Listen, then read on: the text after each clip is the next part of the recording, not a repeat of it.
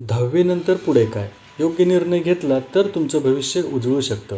पण चुकीचा निर्णय घेतलात तर वेळ आणि पैसा वाया जाण्याचा धोका आहे. तर मग योग्य मार्ग निवडण्यासाठी हा व्हिडिओ शेवटपर्यंत नक्की पहा.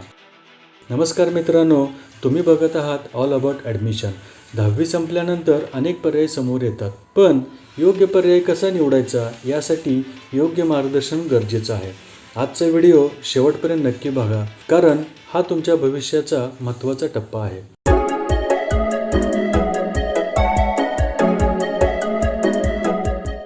चला तर बघूया 10वी नंतर कोणकोणते पर्याय आहेत.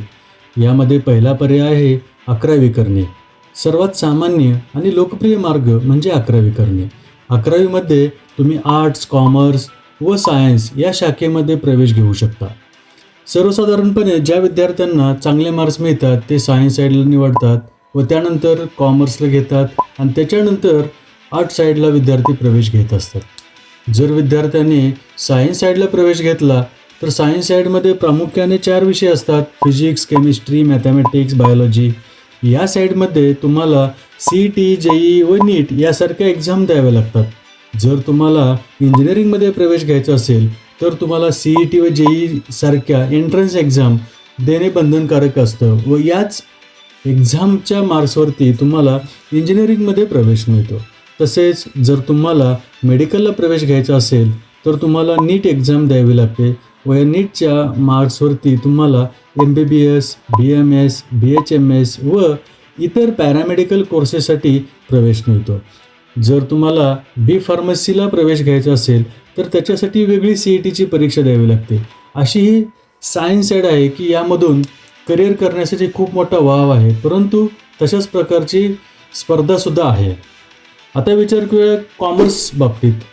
ज्या विद्यार्थ्यांना व्यवसाय करायचा आहे किंवा बँकिंग क्षेत्रामध्ये नोकरी करायची असेल किंवा CA व्हायचं असेल तर अशा विद्यार्थ्यांनी या शाखेमध्ये जरूर प्रवेश घ्यावा.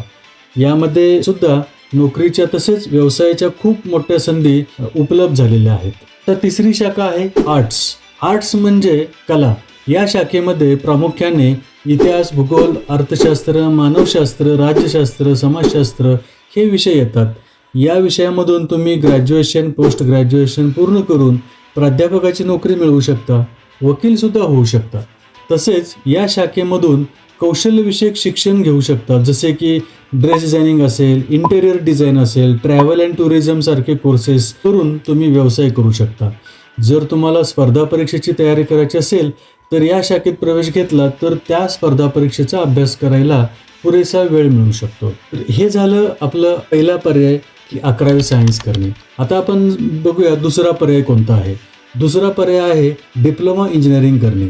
डिप्लोमा इंजिनिअरिंग हा एक व्यावसायिक अभ्यासक्रम आहे की जो विद्यार्थ्यांना इंजिनिअरिंगमधील विविध शाखांचे टेक्निकल आणि बेसिक नॉलेज मिळवून देतो.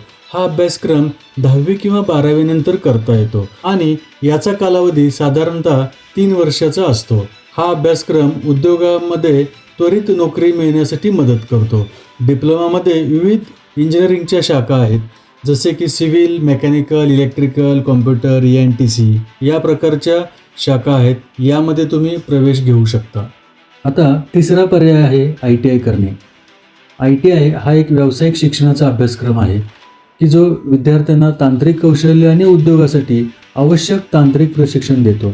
हा अभ्यासक्रम कमी कालावधीचा असून विद्यार्थ्यांना त्वरित नोकरी मिळवण्यासाठी किंवा स्वतःचा व्यवसाय सुरू करण्याची संधी देतो. याचा कालावधी हा कोर्सच्या प्रकारावरती अवलंबून असतो. साधारणपणे प्रत्येक कोर्स 2 वर्षाचा असतो. ITIचे 2 प्रकार असतात, त्यामध्ये टेक्निकल व नॉन टेक्निकल. टेक्निकल अभ्यासक्रमामध्ये गणित, विज्ञान आणि मशिनरी संबंधित विषय शिकवले जातात.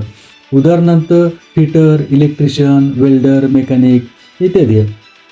तसंच नॉन टेक्निकल अभ्यासक्रमामध्ये भाषेशी संबंधित सॉफ्ट स्किल किंवा अन्य सेवावर भर दिला जातो. ITI पूर्ण केल्यावर रेल्वे, MSEB आणि इतर सरकारी विभागामध्ये नोकरीच्या संधी उपलब्ध होतात.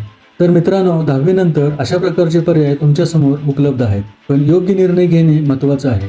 तुमचं स्वप्न, आवड आणि भविष्यातील संधी याचा विचार करून योग्य मार्ग निवडा. या संदर्भात अजून प्रश्न असतील तर कमेंट करून नक्की विचारा. धन्यवाद.